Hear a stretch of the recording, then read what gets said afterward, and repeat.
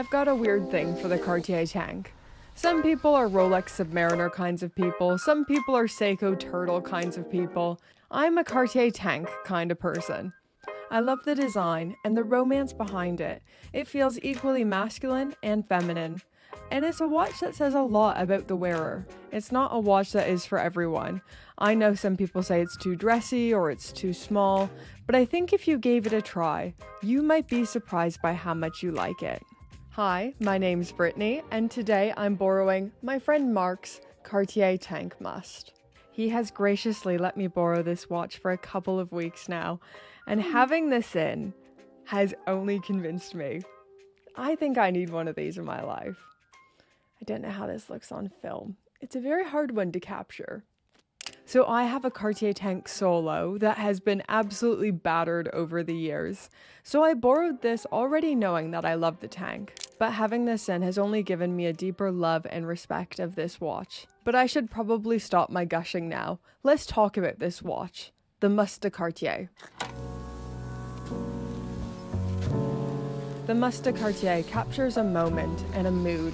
It feels like something new in the air. First launched in 1977, the Must de Cartier watch was created to make the tank more available to the masses. The same elegance and design aesthetic as the traditional tank, but it was gold-plated and inside was a quartz movement.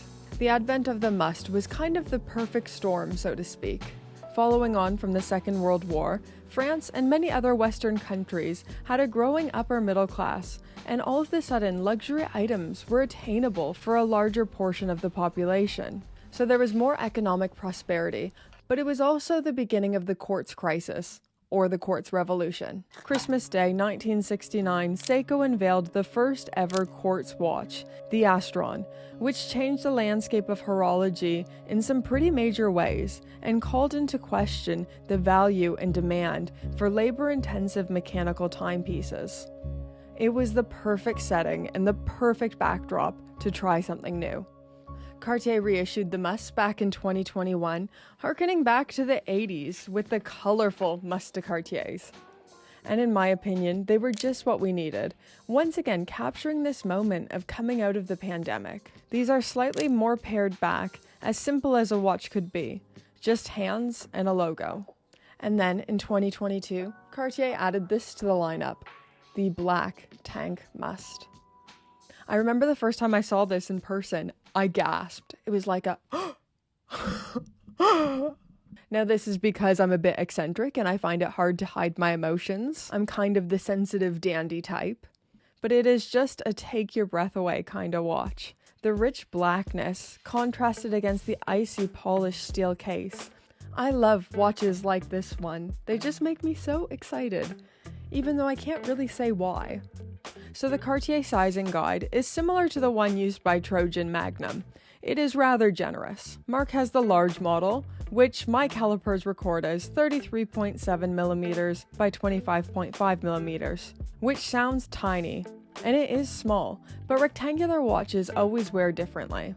Plus, it's a tank. It's supposed to be small. It's an elegant, refined dress watch, not a panorized submersible. This watch has a stainless steel case, 30 meters water resistance, and inside is a quartz movement. Although this is an entry-level Cartier, it's definitely overpriced for what it is. This quartz stainless steel watch is going to set you back £2,700, which is a lot for what it is. But hey, I'm also someone who bought a £15,000 quartz Elegante, so I'm not a great person to ask how much is too much for a quartz. I will overspend on one. I don't really like viewing watches from this lens anyways. I don't collect or love watches because it's financially prudent. For me personally, they've always proven financially destructive.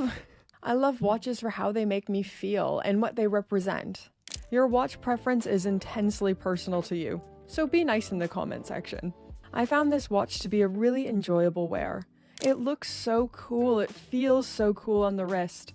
I personally find the tank really easy to style. I think it looks just as cool in my sweats as it does all dressed up, but that's just me personally.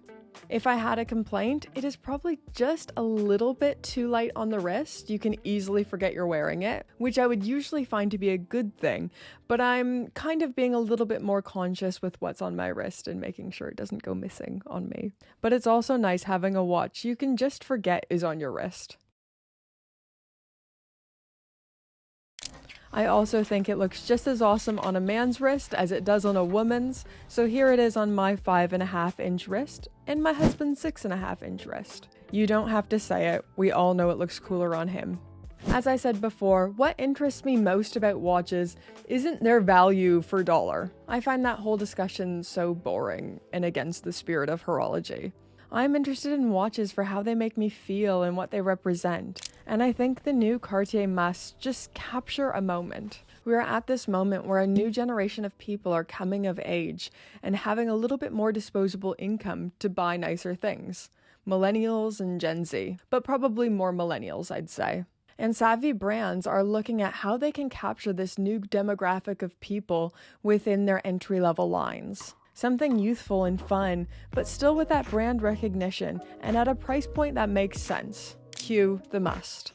And you know, I really think this is a factor and has an effect on how well Cartier's been doing the last couple of years. According to Morgan Stanley's Top 20 Swiss watch report, Cartier overtook Omega in revenue, becoming the Swiss watch brand that is second only to Rolex.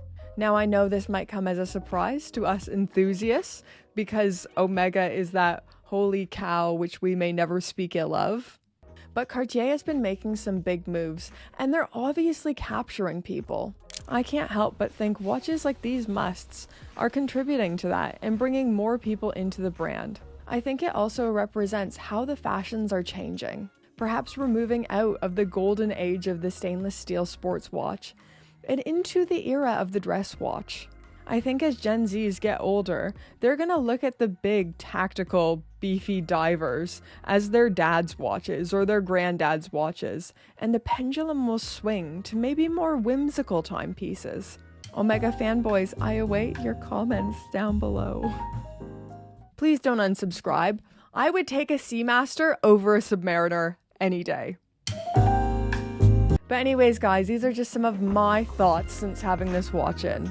I'd love to know all of yours in the comments down below. And as always, I'm so biased about Cartier. I love Cartier watches so much. This was the first watch I've had in a while that it just speaks to me on every level. If money was no object, I could see myself becoming a prolific tank collector. But I know these watches aren't for everyone. I'm rambling. Don't forget to do all that YouTube stuff, like, comment, subscribe, all that lovely stuff. And until next time, you gorgeous, fabulous, wonderful watch nerds. Bye. Ooh, Patron song. Patron song. Ooh, this is a little funky. Patron song. Yes, Patron song. Thank you, hope to patrons. Yeah.